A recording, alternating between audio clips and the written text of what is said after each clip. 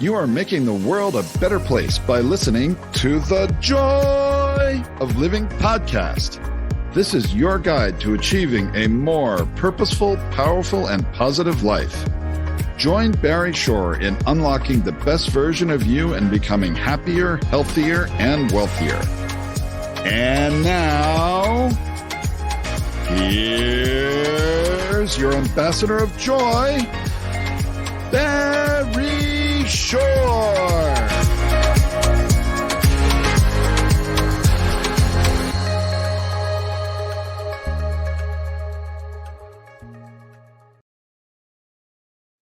Good day, beautiful, bountiful, beloved, immortal beings, and good-looking people. If you're good-looking, you're always looking for and finding the good. We have good in abundance. You will be amazed at the goodness you're going to touch. It's going to flow around you, through you, inside of you. It's going to transform your very being when you get a chance to interact with and listen to amazing Neal Foard later on, just a few minutes. And you have tuned in purposely, consciously, and conscientiously to the Joy of Living podcast with your humble host, Barry Shore. And you tuned in for one reason and one reason only. And it's the best reason in the whole world, by the way, because you care the most, the entire world, about you.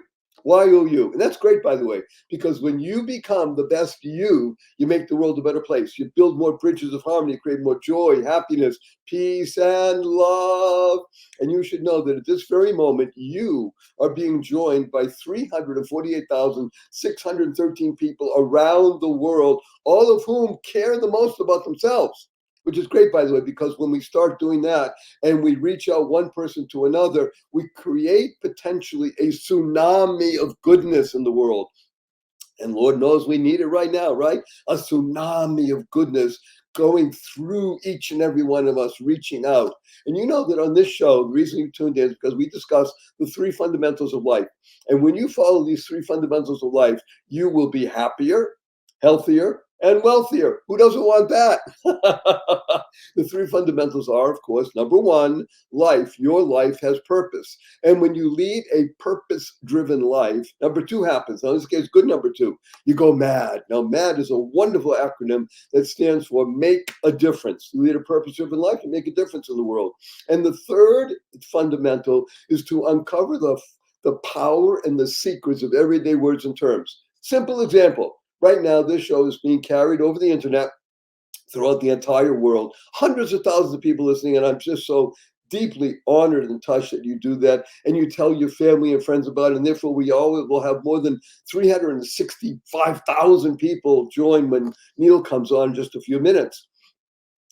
When this show is carried over the internet, ask anybody, what does www stand for? Invariably, they'll say it has to do with the internet. Now, factually speaking, they're correct. But in our world, the world of the positive, purposeful, powerful, and pleasant, www stands for what a wonderful world. And what is a word, right? WHATA.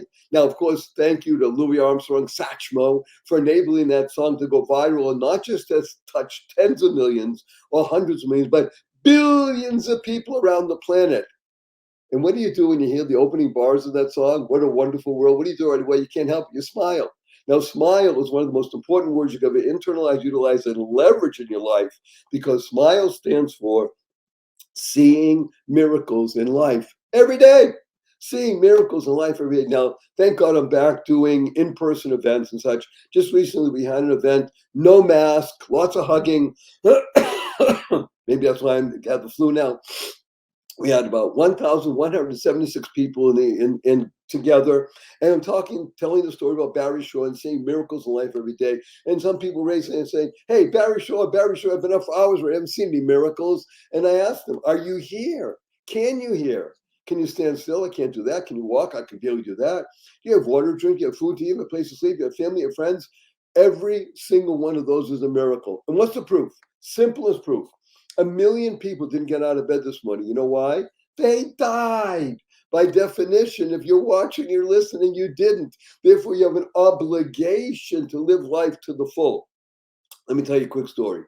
Imagine the following: standing up in the morning, hale and hearty, able to leap tall buildings in a single bound, and that evening be in the hospital, totally, completely paralyzed from the neck down, called a quadriplegic. Not a automobile accident, not a spinal injury, a rare disease took over my body, which I never heard of the day before, and rendered me a complete, total paralysis. Nothing in my body moved. I could only communicate by blinking my eyes. I was 144 days in the hospital. I was in a hospital bed in my own home for 2 years. I couldn't turn over by myself. I was in a wheelchair for 4 years. I had braces on both my legs, my hips to my ankles. That was progress. Thank God today I'm able to be vertical and ambulatory with the help of a 7-foot walking wand. So I'm a triped, not a biped. I still can't walk up a stair by myself. I can't walk up a curb by myself. And I've helped 12 hours a day, 7 days a week. But you hear my voice. Positive, purposeful, powerful, and pleasant, all because of this one word. Smile. Seeing miracles in life every day. I got to tell you a quick story. My 8-year-old niece comes over to me a few weeks ago and she says, Uncle Barry, can we spell smile S-M-I-E-L? I thought about it. Smile sounds the same. Why not? I was like, how come? Because she says, because then it would stand for seeing miracles in everyday life. And I'm an 8-year-old. What was she doing? She was creating the kind of world she wants to live in. Now, CREATE is a wonderful acronym that stands for causing rethinking, enabling all to excel. We call it a shift in perspective. Now, I've been working with people for several decades, tens of thousands of people, thank God. And whenever I talk about shift perspective, 97.2% of all people, when they go to pronounce the word shift, for some reason they drop the F and the other stuff happens. You got to be effing careful with your Fs. You want to shift your perspective just a little bit, and then things change. Because the 6 most important words you could ever internalize, utilize, and leverage in your life are choice, not chance, determines your destiny. Choice, not chance, determines your destiny. How you choose to respond in any given situation will determine what's going to happen for you as life goes along. So I just want to warn everybody in advance, especially my guest Neal, who thinks highly of me. Hey, I do use a lot of 4-letter words. I even use the 4-letter FU word, and I do it for shock value when it's fun. But of course, the 4-letter words that we use, because we live in the world of positive, purposeful, powerful, and pleasant, are love, life, hope, grow, free, gift, pray, play, swim, mind. And the 4-letter FU word is fun. Fun, yeah. F-U, capital N, capital N. I know some purists in the audience say, hey, Barry, sure, fun's only spelled with 3 letters. Not in our world. In the world of the positive, purposeful, powerful, and pleasant, fun is spelled F-U, capital N, capital S. After the show, when you see your family, have a twinkle in your eye and a smile on your face, remember what it stands for. I want you to point your finger and say, F-U, everybody. But remember to add capital N right away and say, where'd you get that? So I listen to Barry Shore, The Joy of Living. He wants to teach the world to F-U. Capital N, capital N, enable you to create conversations. Say, what was that all about? He said, well, he had on this amazing guy named Neal Foard, and we talked about blah, blah, blah, blah. So get ready. Now, before we bring on Neal, just a minute or so, I want you to be able to use the 2 most powerful words in the English language 3 times a day from now and the rest of your life. And these 2 words will help you, your family, your friends, and the entire world live better. Because these 2 words are thank you, thank you, thank you. Thanks stands for to harmonize and network kindness. To harmonize and network kindness. The Dalai Lama is quoted saying, I read in his writings, be kind whenever possible. He says, it's always possible. So imagine you go to your coffee shop, order your fancy latte, you sit down, somebody brings it to you, say, thank you. Imagine you go to the coffee shop, sit down, you order a fancy latte, a few minutes go by, nobody brings it, you go to the counter and say, I'm sorry, we forgot, I'm busy. Give it to you. Sit down, a couple of minutes go, I started bringing it. Still say thank you. You're walking out of the coffee shop. It's raining out. Somebody holds the door open for you. You say thank you. You're walking out of the coffee shop. It's raining out. Somebody slams the door on you. You say thank you. You're late for an appointment. You're in traffic. Somebody cuts you off. You say thank you. Get up in the middle of the night and it's raining out, and you stub your toe and it hurts. What do? You say thank you. To harmonize and network kindness. Kind is a wonderful word that stands for keep inspiring noble deeds. I can't think of anybody that inspires noble deeds more than my dear friend, Neal Foard. Neal! Hey, good morning, Barry. Hello to 367,822 people around the world. Well, I'm thrilled by that, but to be blunt and honest, It's just nice to be on with you. It really is. You just improve my day every time I hear your voice. Well, that was it. He read my mother's, gave him some lines to use judiciously throughout the show. So he just did a couple of them. Thank you, Mom. And thank you, Neal. What a pleasure to have you here. We call him Captain Neal, as you can see. Those of you who are watching right now, he has his headphones on. He's in his wheelhouse, and he's directing the course of humanity right now. And it's on a good course because it's improving with every moment we're together. And as the song said, just as long as we're together, it doesn't matter at all. So if I started telling you all the wonderful things about Neal Foard, Ford spelled in the old-fashioned English way, Foard, it would just take too long. But suffice to say, Neal is in the business of storytelling. He's actually a porn star, but we'll talk about that a little bit later. Because, see, I am. yeah, he is. He didn't really know, and he's going to tell his wife after he gets on, honey, he called me a porn star, which we'll talk about a little bit. But he's one of the most creative beings that is walking the planet today. He's been doing it in the advertising and marketing world for decades, and for big firms like Saatchi and Saatchi, and for big brands like Budweiser and Lexus and Sony. But we're going to, and Toyota, we're going to talk about stuff today, the human stuff that works, the things that make life really worth living. So I'm just going to jump right in. First of all, and just a true thank you for making the time to be with us today, Neal. Let's talk about something that I find is so engaging, because you wrote up the question I asked you, and you talked about this. It's called the stupidity of bragging. I mean, I laughed when I saw that, because then, well, why would anybody brag? And yet, in today's environment, I think that's what social media is sort of all about. Well, I wouldn't say that it's all about it. I think it like any tool, it can be used a certain way, right? Fire can burn, fire can warm. You get the idea. And I'll tell you why I call it the stupidity of bragging is when someone chooses to use social media as a way to sing their own praises, there's what should be obvious to the person is that it's quite clear to all of us you're bragging. You're talking about your own attributes rather than using social media as the opportunity to help uplift. This is partly, forgive me, Barry, I'm going to be talking about how great you are the whole podcast. So your audience is going to have to forgive me, but your audience probably has this in common with me, which is that I show up and I automatically get affected by this positivity in a way that I just want to go out into the world and I want to spread it. I've never seen an evangel as effective as this smile of yours, this tone of voice. And so when I look at you, I go, this is how social media is meant to be. This is its purpose. It's not so that I can come on and say, look at my cool car. Hey, check out my fancy vacation that you can't afford. And look at this cool watch that costs more than your car. And aren't I great? No, what you're doing is you are roiling up jealousies and hatreds. You are causing people to feel badly about themselves. You're not celebrating yourself. You are polluting the environment by triggering bad instincts in people. Therefore, I consider it stupid. There's this marvelous quote from George Orwell, and the quote is, never trust an autobiography where no autobiography is to be trusted unless it reveals something disgraceful, because any man who gives a good account of himself is probably lying, as when you look at any life from the inside, it's just it's a series of defeats. This is how we all look at our lives. Like, oh, I wish I had done that. I should have been kinder here. I didn't seize this opportunity to make somebody's day, and so forth. You just think that's how, when we look at our own lives, we go, oh, I didn't do this. You know how the old phrase is, it's not what you did that you regret, it's what you didn't do. Well, that's the real nature of an autobiography. So anybody that celebrates their own greatness is probably exaggerating. And on top of that, it's like, why did you choose to do that? Well,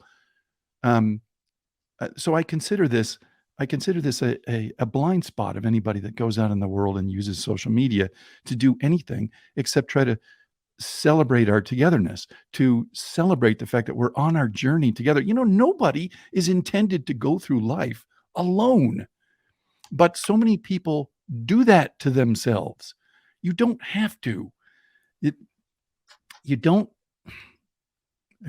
By the way, Barry, you're going to have to rein me in because I can just go and I'll just talk. Let's use rain as a 4-letter word. First of all, again, I love 4-letter words. Let's use rain as RAIN because we love dancing in the rain.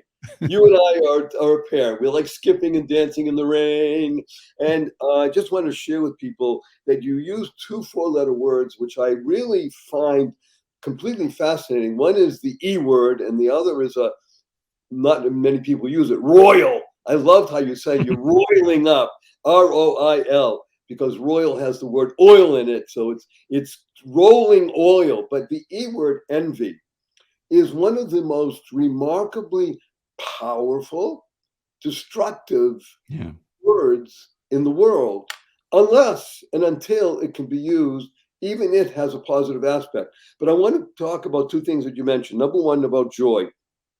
Joy is a fabulous acronym that stands for Journey of You.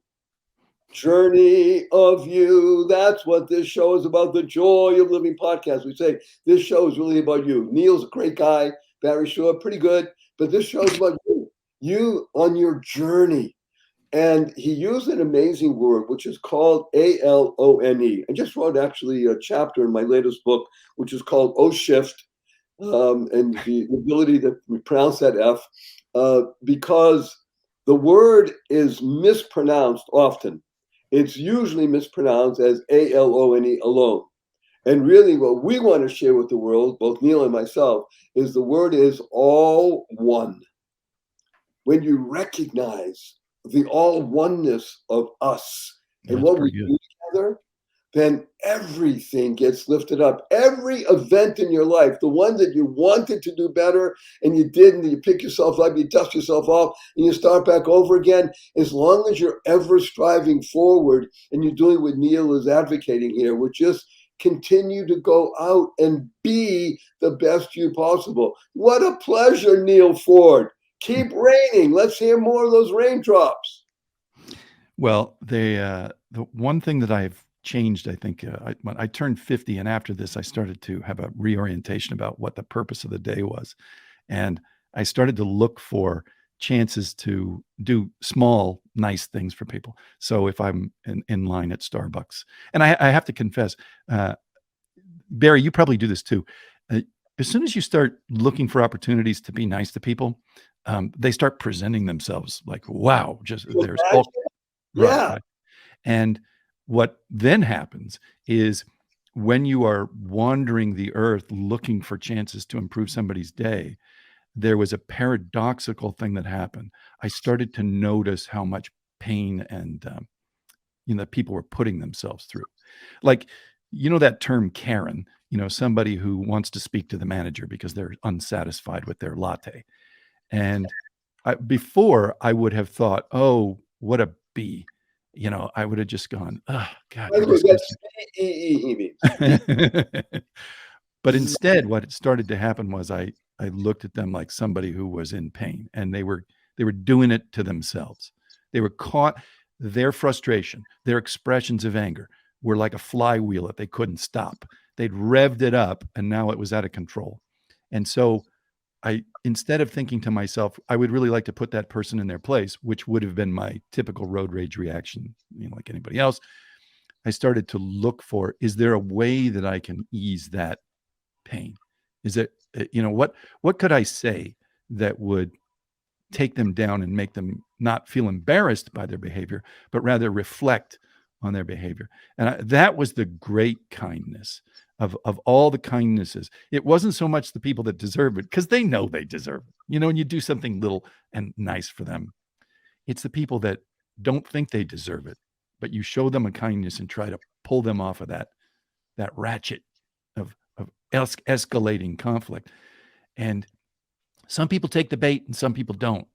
But the ones that you can restore, wow, that's your good deed for the day. Because you know what? 99% of people, well, maybe not 99, 97% of people are really good. They're really good. they think that by going out in the world and being a good person, they're being a sucker. And they've been talked into that because we get this endless drumbeat in our media of people that are yelling and screaming and being nasty. And because we keep getting this fed to us, we think that's the way the world is. And we ignore that in our real lives, when you go through the day, there's probably 1,000 small courtesies that people did to you that you didn't notice. And the reason you didn't notice was because they're so common. That's the state of the world. This person opens the door for me, and yeah, I say thank you, but I don't think to myself, wow, that certainly was nice that the person opened the door for me. It's just because it's typical human behavior. The number of times I have thought, wow, they didn't open the door for me is very rare. It's very rare. And you know what? Just have a couple of things for you here, everybody, because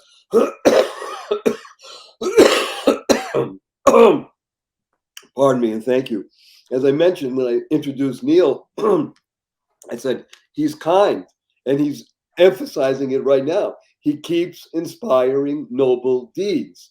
And the genius of noble deeds is that they are common. See, when nobility becomes part of your very being, that is an expression of who you are, that is what lifts up the world.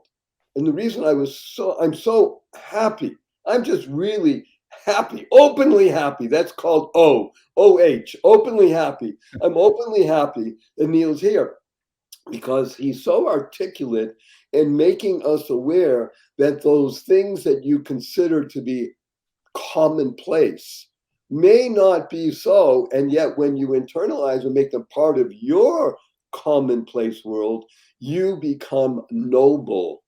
You ennoble your life, you ennoble the lives of others. That's the genius of creating what we call the tsunami of goodness. I'm going to mention something that you know about, wonderful Neal, but it's always fun to talk about this. I was made aware of this a few decades ago. It's something called the reticular activator. Woo! How about that for being fancy, right? A reticular activator. I love the brain. We all have one. We sometimes use it, but it's really a lot of fun. Because the reticular activator, it works in the following way. If you're going to go out and say you wanted to buy a particular car, and you say you're going to get a yellow Mustang, woo! And you're thinking about getting one. Well, guess what's going to happen over the next 24 to 48 hours? You're going to see yellow Mustangs all over the road because you made yourself aware. It's called the reticular activator. So as you said, when you go out and you seek opportunity to do and be good, guess what happens? Good's a 4-letter word. Love is a 4-letter word. Love stands for living on vibrant energy. The reticular activator in your mind causes opportunity, doors to open.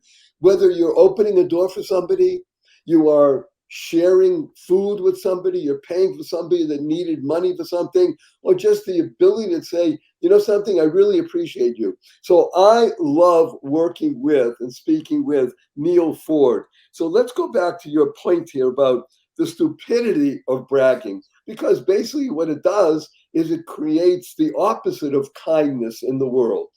And we don't want that. We want to foster joy, happiness, peace, and love. That's great stuff. I want to add a little thing that now that you've been dipping into the acronyms, I want to see if what you can do with this one. So typically ROI, stands for return on investment. And in this case, the thing I'd like to deliver to your audience is this sense. The ROI on kindness is astonishing. And you know how people will say, okay, let's take are you still there? Sorry. Yes. We'll take a salesperson and they'll go out in the world and you say, what is your success rate? How many clients or prospects do you have to hit before you get a win, before you get a sale? And, if they're batting 300, that's astonishing. That's 1 in 10 is pretty respectable. And so what I would like to argue is that when you go out into the world and you do nice kindnesses for people, you shouldn't expect that the reaction you're going to get every time is great gratitude and fulfillment, and they're going to be so grateful. No, don't go there. Instead, think of it like, just what is my return on investment of kindness? It is probably 70+% that you go out in the world and you do something nice for people, and you are going to get 70% of the time, you're going to have improved their day, and you're going to get that little reflection. You're going to see it. You're going to see a reflection of what a nice thing that was, and how they love that, and you've made an impact. So ROI, to me, the ROI of kindness is probably the best proportion. It's got the highest success rate of any human action. And there's something additional. I'll tell you a true story about my pop. My father, when he was living in Casper, Wyoming in the Depression, he had to leave Wyoming because they were starving up there. He and his dad. His mom had died, and his younger brother had died, and they had to move. They wanted to move out to Los Angeles because his dad was an electrician, and he was hoping to get work with the movie studios because it was union work. So they moved out to LA, and his dad never did get a job at the studios, but my dad did, as he was parking cars at like 13 years old. He was parking cars at MGM in Culver City. And one day along comes this cowboy actor, and he's got this giant, what they called an Auburn. It was this big inline 12. These things were boats. They were land yachts. They were just stunning. But it had a steering wheel that looked like it was about 2.5 feet across. And he was all of 13 years old, and he's trying to steer this thing. And there's all the cars had manual transmissions, so he's got to steer this thing, and he's got to work the clutch, and he had to stand up in it. The car was so big in order to reach both the wheel and the pedals. Well, inevitably he crashes this car into a fence, and they're shooting an Our Gang comedy on the other side of that fence. So he interrupts filming, and it's a big kerfuffle, and everybody's up in arms, and all the gaffers and everybody's upset. And along comes this LAPD guy, and now they want to yank. He's got him by the ear, and he's going to take him off to the who's gal. He's going to take him to jail at 13 for crashing this guy's car. The cowboy actor hears this, kerfuffle. No, the kerfuffle, yeah, the fracas. And he comes running out there and says, "Wait, hold on. No, that's not his fault. I didn't tell him. I should have said something. The clutch is tricky, and is my fault. Sorry, kid. I feel awful. This is terrible." And he breaks out a $5 bill and gives it to my dad. Now, the equivalent today would have been about a couple of $100, but the significance was he and his dad were going to eat for a month off that $5. And when everybody sort of skedaddles, the cop snatches the $5 from my dad and walks off with it. And my father was just furious because it was the impotent rage of a 13-year-old who can't do anything about it. And what happens? Two of the film crew see this happen, and one of them comes over to him and he goes, "Kid, you're lucky that's all that happened." And so now my dad is, he's just about to go into that film noir, attitude, like, the world's a nasty place. You read me? Get used to it. But another one of the grips comes over and he says, "Look, it ain't $5, but here's $1. And then he says, "We're all in this together." In that old-fashioned LA detective speak, "We're all in this together." And it was because the hard-bitten guy, because this, this cat, it's LA in the 40s or the 30s. It's tough. It's a tough town, but he says that act, that small, it wasn't $5, but it was part of the way back that, what, people are okay. And that small gesture was enough to make him feel like, what, maybe I shouldn't hate everybody. Maybe most people are okay. And so what I'm trying to think to myself, what was the ROI on that? So just hold right there. Because I told everybody beginning of this that Neal is a porn star, and you just told the reality. Porn star stands for power of related narrative storytelling, arousing results. So we have amazing sponsors that love what we do. So we're going to take a short break right now and come back on the other side. You're going to hear about the ROI of doing good in the world. Just be right back after this brief message with Neal Foard. It's what a guy, what a story. And he has many, many more. So be right back after the short break. Don't quit. And yes, go and use our sponsors. Tell them you love us and you love the joy of living. Be right back after this brief message. Opportunity. What an opportunity. I'm going to use 2 4-letter words right now. Free gift. Free gift. Yes, you can have a copy of my best-selling book, The Joy of Living, How to Slay Stress and Be Happy, the ebook version for absolutely free. All you have to do is send an email to me, Barry, Barry, at barryshore.com, and in the heading, the subject line, just write free gift. It's as easy as that. This is a life-changing, life-enhancing opportunity. Barry at barryshore.com. You'll be glad you did. Thank you, thank you, thank you. Free gift. Do it now. Take the action. Make it happen right now. Best wishes. Bye. Imagine the kind of place you would want to shop for your favorite fur baby pet. HonestPets.co. Well, you found it. HonestPets.co. Not .com, .co. This is your go-to spot for the best, the cleanest pet treats that exist anywhere on the planet. All of the brands go through a rigorous review to make sure they meet the high standards of cleanliness, health benefits, and naturalness. This site was started by a husband and wife team, and it's veteran-owned, and that care about pets, especially dogs and cats, and coming soon, bird treats. These are very nice young people who really care about making a difference, because a portion of proceeds go to support veteran organizations with a focus on service dogs. This is the place where you want to go. You want to tell your friends this has the finest, yummiest, freshest, all-natural treats and stuff for your fur baby. So go there, honestpets.co. honestpets.co. Do it now.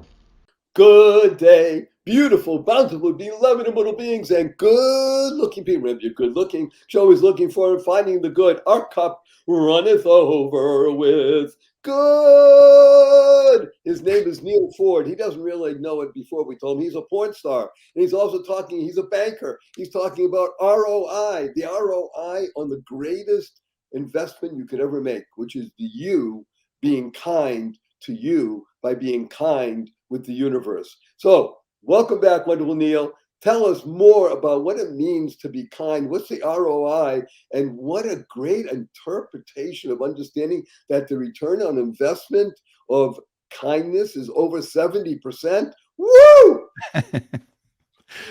Well, I don't know if that's the proportion. I suspect it's higher, Barry. You probably do too. We love it even more. Warren Buffett is in full bore. Yeah, because kindness tends to be, it's a little bit like gravity. It attracts. Kindness attracts. So I'll tell you a true story that my friend Matt and I were in a Starbucks, and this was when the LA Auto Show was going on. So you can imagine the thing's just mobbed, and it's that caffeine part of the morning where everybody's going to get themselves awake. So we're in this line at Starbucks, and my friend Matt, by the way. Matt O'Mara, he's one of the cleverest people I ever met. The guy's got a sixth sense for how to get the best out of people. But anyway, so we're in this line, and ahead of us, about 2 places in line, is this gal. And she's given this very complicated, 9 ingredient, leave this much room for the foam, and I want almond milk, and it's got to be that. It's like, look, okay, you want what you want, but here's what happens. So the gal behind the counter, I think she was kind of new. And everybody's under a lot of pressure because, they're trying to hustle, because they get this long one and it's, they want to help people out, but it is what it is. You got to wait. So she repeats the order back to this woman. And I guess she got something wrong. And so this gal says very condescending, she goes, no. And then like she's talking to a golden retriever, she explains the ingredients again. Okay. Now the gal behind the counter didn't cry, but you could see it took the wind out of her. You know, it had wrecked that part of the morning just a little bit, little rust. And so then after this order and everything, and she was condescending, she moves off to the side and she starts scrolling on her phone, you know. And the next guy in line, he goes up there and he leans in and he goes, "Nothing complicated for me, black coffee. However, whichever one you want, whatever size you want." Okay. So you could see on the face of this gal that what he was doing was he was trying to restore the balance. He was trying to bring her back up to zero by just saying, "Hey man, don't worry about me. I'm good. Whatever you want to give me, I'm good." Okay, so Matt sees this and he's thinking to himself, that's a power move.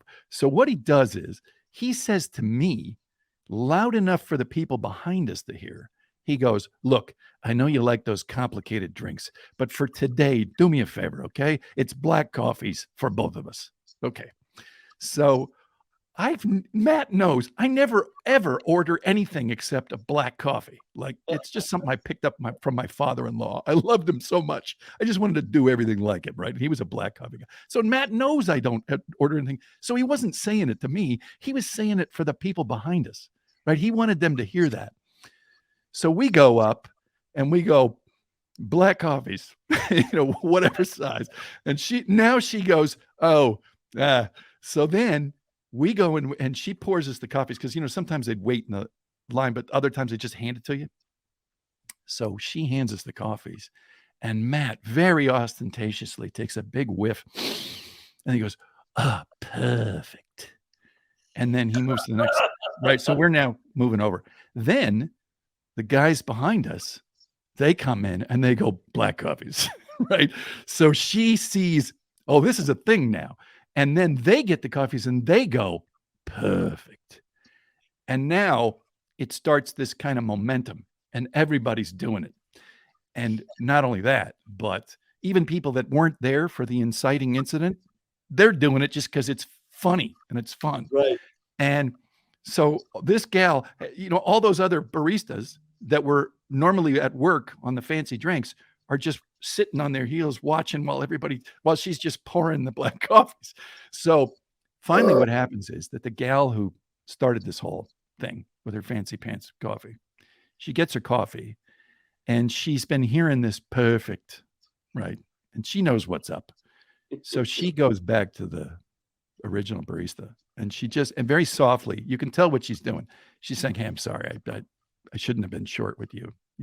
I didn't hear it, but you could see that was what was going on because the barista sort of reaches out and touches her shoulder and it's like, "Oh, don't worry about it." So, we're all having this. So, okay.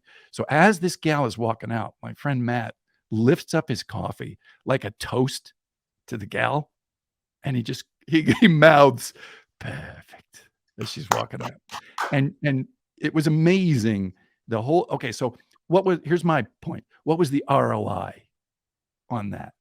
It was more than 70%. It was more than 100%, Right. because it wasn't just the one investment. It wasn't just the barista. The big return was the original gal who gets to go out in the world and be restored that she had done a very gracious gesture. Everybody loses their temper. Everybody. But if you just apologize or you make good, you get to go out in the world and go, I fixed that. And now, how does she feel about herself? Feels a lot better. This is what we call shift. You're full of these. These are good. Shift. I told you this guy is a porn star. He just laid on us a riff that if we were up on stage right now, people would apply because he's on the big bass, Barry's on the drum. Yeah, it's so much fun. F you, Neal. F you. Capital N, capital N. It's just, I would like to have you continue discussing what we're doing. Let's go into the ethereal part of life. In the same vein, I think, and we've talked about this a little bit off air, that Americans get a bad rap in the world. Yeah. And by the way, it's been happening for decades. When I was growing up, There was a book that unfortunately became very popular. It was called The Ugly American. Yeah. And it was, again, when I'm 74 now, this happened over almost 60 years ago. And it was wrong then, and it's wrong now, in the sense that what you just articulated happening in a Starbucks probably happened in many different places throughout America. But the overarching, the overriding sense of the American spirit is, okay, hey, I was wrong. Imagine people admitting they're wrong. I'm telling you, I lived in Europe for years in my formative days. When I was 20, 21, 22, 23, Amsterdam, the crossroads. You didn't find that same kind of spirit except amongst people we called ourselves hippies. Okay, we were hip to the point that this is how you live life. But most people weren't doing that. And yet you see that the American spirit, I believe, is what you just articulated. It is far more pervasive in terms of its goodness than in the other aspect. And I'd like you to speak about it. Yeah, boy, I could go on and on about this. Okay, so let's talk about a single phenomenon, which is called the Pygmalion effect, which is that people will live up to your expectations for them. By the way, that's Pygmalion, not Pig, Pyg. PYG, right? Pygmalion, right? Exactly. And it is when you expect the best from people, when you expect them to be kind and expect them to live up to their ideals, they often will. Not always, but they often will. And it is the expectations that you set, I'll give you an example, a small example, but my own wife, who I love dearly, but my chief characteristic about my spouse is that I respect her because she does things I don't do, or she's better at certain things. She's fearless, and she is self-possessed, and she has a kind of nobility. I love that you use that word, but I'll give you. So she was working at this office, and it was, like a lot of office places, it was mostly men, and she's very pretty, and she has a very nice figure. So one day I was in that office because that company was my client. That's where I met her. Okay, so one day she's on one side of cubicles and I'm on the other. She doesn't know I'm there. She's walking along, and one of these guys, as she walks past him, he says to her, "Wow, that was as good going away as it was coming towards me." Okay. Now, that sort of remark, men don't kind of realize the corrosive effect that has on gals. It's debasing. Okay. But what they don't recognize is the true person who's been debased is you for making a remark like that. You have not lived up to your own ideals. But rather than take it, she turned on her heel, and I know that sound. You know how you know your spouse or your girlfriend or what, you can tell their walk? By the way, even on a carpet. Yeah, exactly. Oh, no, but you just know, right? So I knew what she was doing. She turned and she came back. Now, I know her well enough to know she has this controlled voice when she's furious. And she said to this guy, "Richard, that was beneath you." And then she walked away. And I thought, what a magnificent thing to say.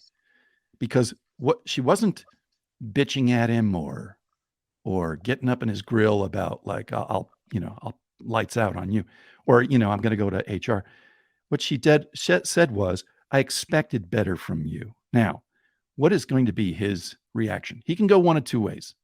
He can double down and he can be a real douche nozzle, or he can hear those words and he can think, "You know what? You're right. You're right. I'm sorry. You're right." And the benefit of accepting of living with the Pygmalion effect, going, I will try to be a better person, is that no harm, no foul will continue. In fact, will continue more solid than it started, because you're right. And you gave me the opportunity to be better in this space. And now I will go. This is an incident that will have resonation. It will resonate in my life from this point forward. So, for example, suppose he has a daughter. This guy, Richard, has a daughter. I'll bet you he would say to her, "This is what you say when somebody does that." because and she'll say, "Does that work?" And he'll say, "Oh, it works. Worked on me." And I don't think that imagine a father's role this way. Your job for your daughter is to establish the kind of behavior she should expect from men. You're modeling the kind of man that is a man. Whether you like it or not, whatever example you set, that's going to be her expectation in the world. This is what men really are like, or what they should be. And therefore, just to go back to this Pygmalion effect, which I think is a very powerful thing, when we go out into the world and we act with kindness, and we accept that if somebody is being mean and nasty, it probably isn't because they're a mean and nasty person. It's just that circumstances of the day or the week or the month have created in them a cynicism that to be nice and sweet is to be a sucker.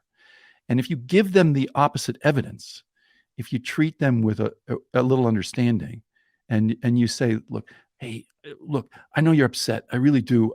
But can I tell you, as somebody who's, I've been there, I've been in your shoes, I've done exactly what you're doing. And you know what I found out? If I just back it up a little bit and I lighten up, my day improves. But if I go down this hole and I get meaner and nastier and I go into conflict with people, it hurts me most of all. So do with that what you will, but I'm with you. I've been there. I feel you.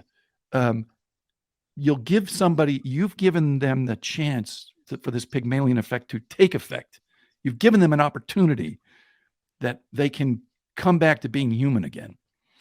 And that, again, like the Starbucks, where Matt, he gives her this gesture like, I salute you. I salute you.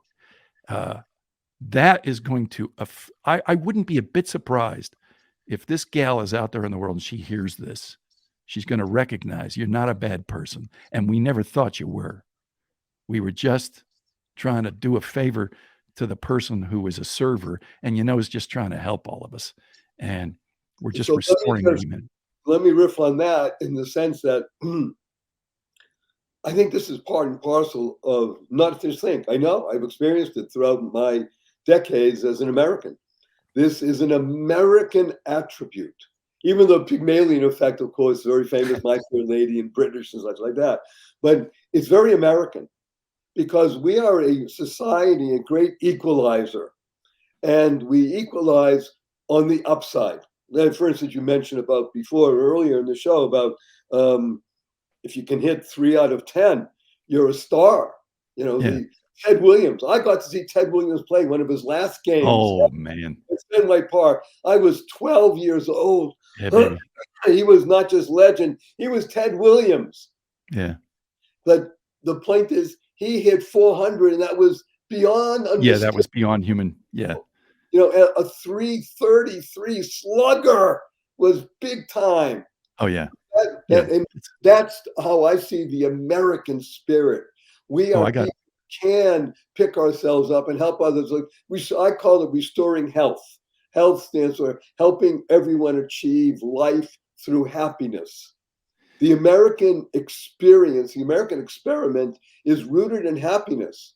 We hold these truths to be self-evident, that all men, all people are created equal and endowed by the Creator with certain unalienable rights.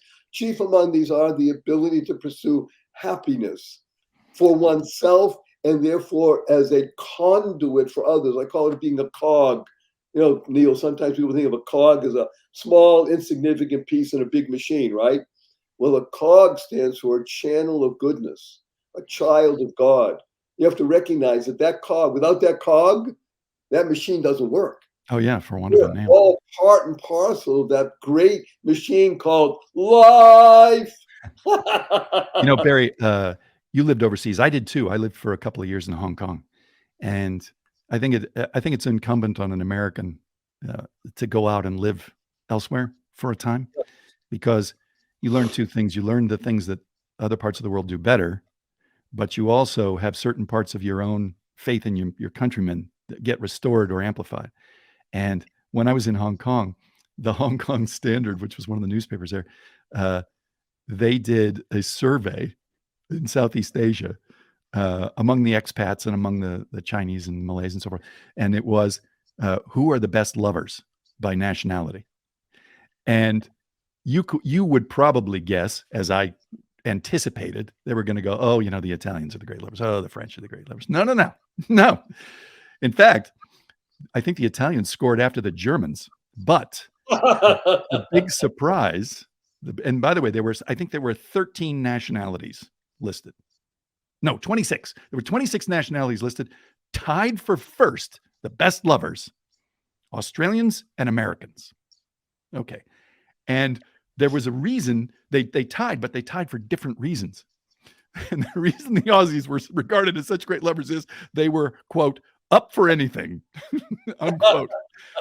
But the Americans were, quote, relentless self-improvers, unquote. So in other words, and this is true, Americans are always trying to get better. Yes. And isn't that's the baked into the DNA from the 18th century, because we did not, despite what the Constitution and the Bill of Rights said, we did not live up to those ideals for hundreds of years. We tried, many of us tried, but there was always somebody who was reflecting the evil angels. But Americans recognize that progress is better than perfect. As long as we keep getting better, we'll get there. And yes, even now, we are doing things we shouldn't do. And yes, there is a component of the American spirit that might be racist, but I've been elsewhere, baby. And you think Americans are the only racists? Oh, baby, you don't know. We're actually pretty good.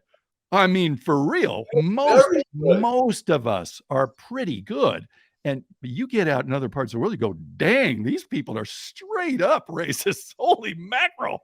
Right. And I would like to, on behalf of my fellow Americans, say, hey, you know what? We're doing okay. Every day you can do a little better, but man, we're getting there. Don't get me wrong. Better all the time. You got to admit we're getting better.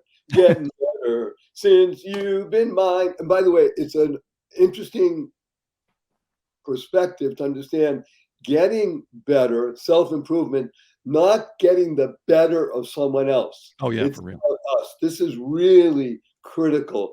I'm sorry to say, time goes by so fast when we're having so much fun. I have 3 quick questions for you. Wonderful, Neal. Are you ready? Ready. Number 1. Will you come back again? Oh my God, of course. Are you kidding? Oh, thank you. How much do I have to pay you? I'll give you. We do electronic billing. The second is you have only 80 seconds to answer this question. 80 seconds. Okay. What is your most fervent desire? Oh man. Well, I got 2 versions of that. So the first one is I gotta make sure that I provide economically for my family. So it is my most fervent desire that they never want for money. Okay. And working on that, not getting all the way there. The most fervent desire is this, that I leave wherever I am, I leave it better than I found it. And I want to teach my children that. So look, you go into a room or a business meeting or a restaurant or an airplane. Can you leave it better than you found it? And they used to teach us that in the Boy Scouts. And I'd love to talk to you sometime, Barry, about how Judaism is affecting your outlook and so forth. We grew up Catholic, and we had this priest, Father Savage. By the way, if I'm violating the time, you'll have to just shut me down. But you have 4 seconds. Okay. Well, anyway, watching people improve every day, giving them the chance to improve, was a big part of our childhood. Thank you. And the third is, may I give you a hug in front of 372,819 people around the world? Yeah, I think hugs are underrated. Well, we love them. We highly rate them. By the way, HUG stands for Heartfelt Unlimited Giving. Heartfelt Unlimited Giving. Ready? 1, 2, 3. Oh, it's a huge one. Thank you for that. Wonderful Neal Foard. You've been listening to the Joy of Living podcast. Your humble host, Barry Shore, and our wonderful, amazing guest, Neal Foard, Foard. Everything you want to know about Neal, and you want to know lots of things about Neal, just go to my website, www.whatawonderfulworld.barryshore.com. Stuff about Neal. I mean, you're just going to be so thrilled by this. Talk about the Pygmalion effect. Talk about being roiled with goodness. Cup runneth over. Just go to my website, barryshore.com. Because remember, on this show, we talk about the three fundamentals of life. They are, number one, life. Your life has purpose. You lead a purpose-driven life. Number two happens. A good number two. You go mad, make a difference. Number three, unlock the power in the sequence of everyday words and terms. And when you do this, you'll be happier, healthier, and wealthier. We guarantee it. Or your money back. Double your money back if you're not satisfied. What a wonderful world. Smile, seeing miracles in life every day. Or as my 8-year-old niece says, seeing miracles in everyday life. Create the kind of world you want to live in, causing rethinking, enabling all to excel. Remember, you want to shift perspective. Shift. Remember to keep the F in F in shift.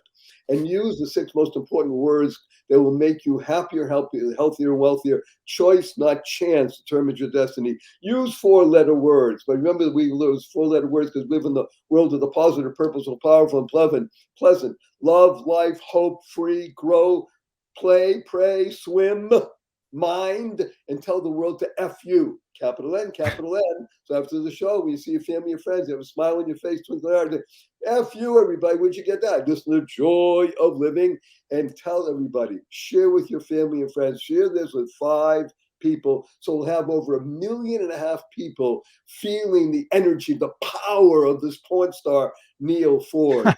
And power of related narrative, storytelling, arousing results. And the result of all of this is you get an ROI on kindness. Say thank you 3 times a day, consciously and conscientiously the rest of your life. Thank you, thank you, thank you. And from us here, from Neal and Barry, go forth. Our blessing, go forth. Live exuberantly. Spread the seeds of joy, happiness, peace, and love.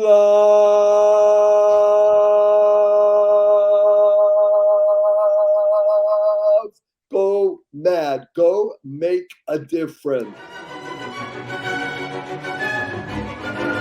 Thank you for listening to this episode of the Joy of Living podcast. Now that's another step towards your healthier, happier, and wealthier life. Never hesitate to do good in the world, no matter what the situation. Join us for another upbeat discussion next time at barryshore.com. And be sure to leave a rating and subscribe to the show to get more conversations like this. And remember to share it with your family and friends too. See you on the next episode.